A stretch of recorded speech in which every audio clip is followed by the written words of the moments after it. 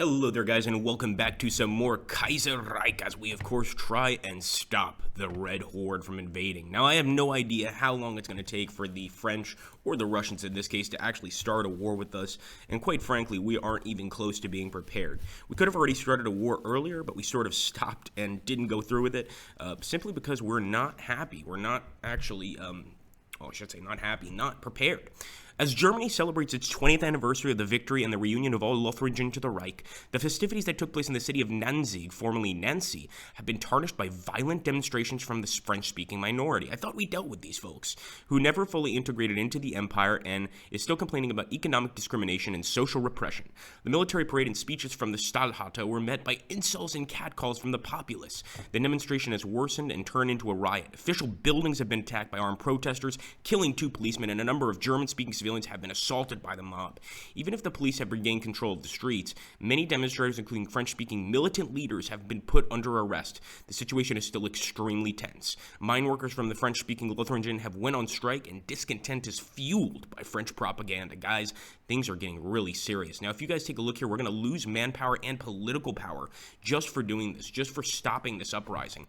So that French-speaking minority is definitely causing some serious problems within the Reich. We've got to keep an eye on that, and we can't let that get out of control. I'm taking a look over here at the Russian border. Things are going pretty well. Now, I'm just going to go ahead. I don't want to lose my popularity at all, and or I should say not my popularity. I don't want to lose any political power, and so I'm going to go ahead and just say we don't need this. It doesn't matter that our party's popularity is rising. It's already pretty damn good anyway. We have, of course, put bunkers here on the border. You can actually see some of those bunkers. Finally finish that civilian reform, and all we're going to be doing is trying to continue to send our men over here. Now, I'm going to select all these guys. Most of them are very well trained, and we're going to go ahead, and I don't want to start exercises. I wanted to stop exercises, so let's see specifically who is doing the exercises. There we go. It looks like it's Erich von Manstein. So I'm going to stop the exercises because we have no idea when the French may start attacking us. I mean, who knows? It could be very, very soon. So the military reform looks interesting. The new weapons also look interesting. It's basically just going to increase quite a lot of stuff here. However, full recovery, I think this is going to be absolutely awesome. That's what we've been going for, and that's a full economic recovery. And as I said earlier, we're not necessarily going for the flat out combat type thing. We're really going to just make this country as amazing as possible.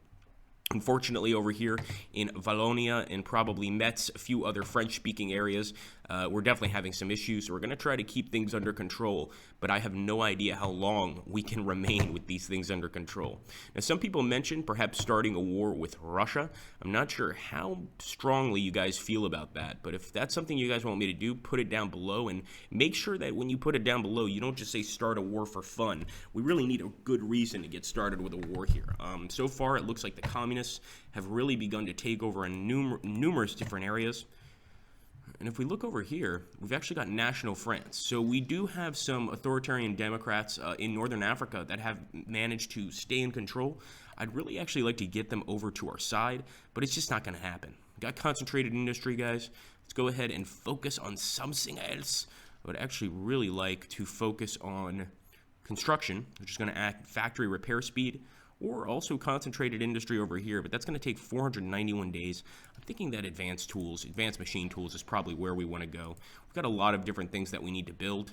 We even have some templates that aren't really finished, like for our heavy tanks, so we've really got to get started on that, but it's taking a long time to get that army experience up, let's be honest. What about a pack gun? I do like this. I also like this 15 centimeter gun. It's quite nice.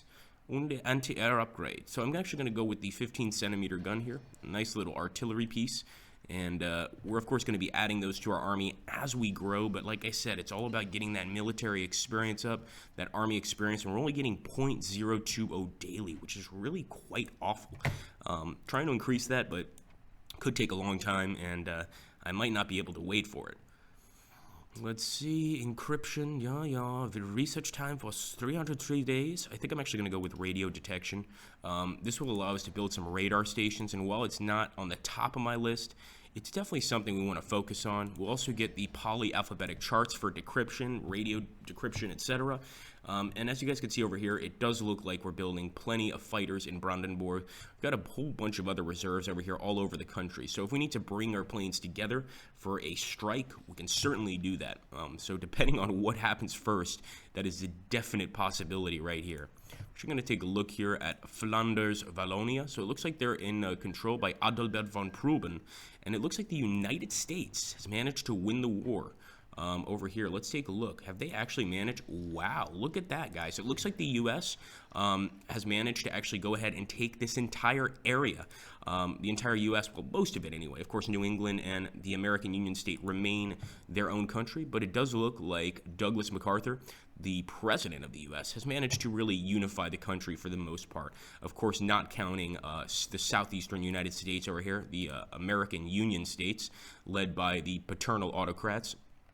And of course, the tiny area of New England here. This is a tiny bastion for liberals in this case, as well as the western United States over here, the Pacific states of America. And it looks like things are going to be pretty okay over there. So I'm going to take a look over here and see what we can do. We could, of course, do maneuver in Eisenlothringen.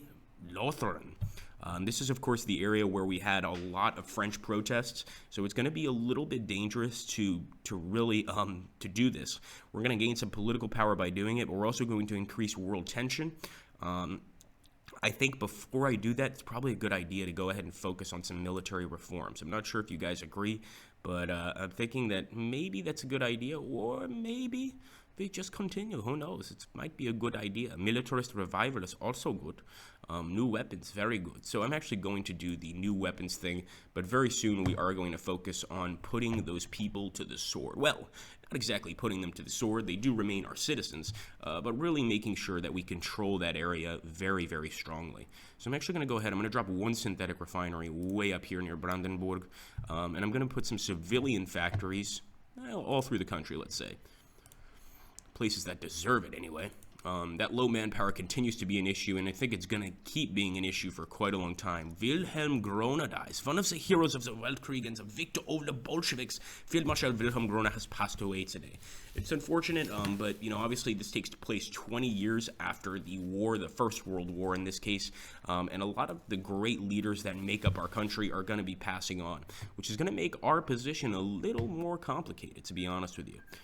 Italian Federation Austria has signed a White Peace. Very good. I'm also going to take these two divisions right here, and I'm going to drop them into this army, the army of Erwin Rommel. Okay, guys. The Kaiserreich economic policy. 3 years after Black Monday, our economy is slowly recovering. This can be the time to invest more money to further enhance our national interests. So, oh, I didn't even mean to select that. Either way, it wasn't awful. We gained some national unity and some factories, but I did not mean to click that, guys. That's what happens when you just wake up in the morning and want to make a YouTube video for your subscribers. Nonetheless, we're going to take it as something that was not under our control and leave it at that. Let's take a look here at Poland, or actually, excuse me, not Poland. Oh, yes, it is. It's a Kingdom of Poland.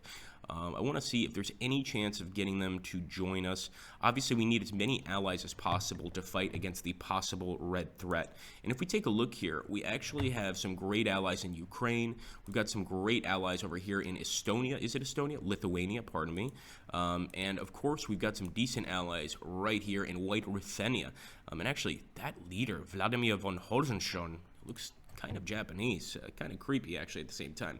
But obviously this is what will hold us together, I hope, if we do end up having to go to war. Also, let's take a look over here. It looks like the Austrians did win that war against the Italian Federation. I don't know if they've put in a new government. Yes, they definitely have. In fact, it's Joseph von Österreich Toscana. Toscana, of course, referring to Lombardy, the northern province of Italy, Tuscany, or excuse me, Lombardy. The Toscana is definitely a reference there, but it's interesting because this guy is German, almost certainly, or maybe Austrian. So it looks like what they've done is they've taken out the Pope, in this case, Pope Pius, I believe, and they have stuck in this guy. Outdated equipment in production. What? What are you talking about? The 10.5 millicentimeter? Oh, I see. All right. Very well. Very good. Very good. So how about I put the, what would this one be? 3.7 centimeter anti-tank. Let's try that one. Looks pretty nice.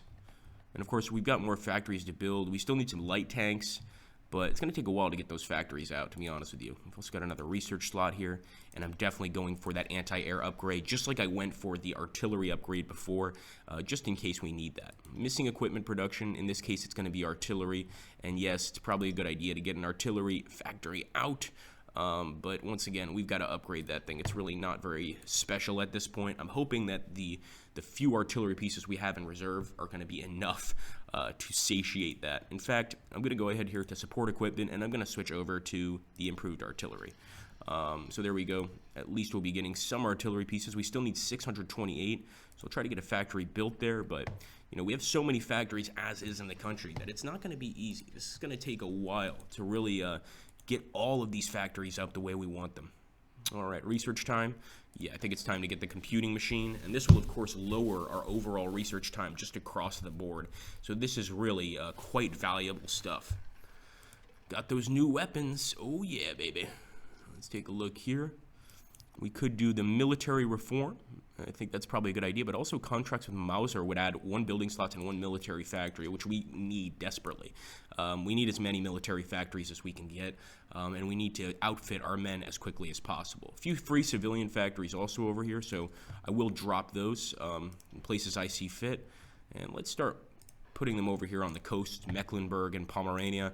I'm thinking these are good places to start building factories. We want to make sure that people have jobs, that they have places to go to work to, and not time to spend demonstrating against the Reich. In fact, we should have probably put them over here in the western part where our French-speaking minority lives, but that's a story for another day. Anyway, I hope you guys are enjoying this Let's Play. I'm certainly enjoying making it, but there's a lot we need to do. And obviously we're getting closer and closer, in my opinion. I could be wrong, but it looks like we're getting closer and closer to a war with the communists. So far, though, things seem to be pretty calm. But once we pass that actual national focus, which is going to really curb the rights of our French-speaking minority, I could definitely see a war popping off with France. So we want to be prepared. We want to try to stay on the defensive initially. If we have to, we'll go on the attack. Especially since we're Germany, we're probably destined to be attacking and not defending. Thank you so much for watching, guys. Take care. Have a great day. Don't forget to hit that like button, share the video, and put down some tips on what you think should be done in this Let's Play.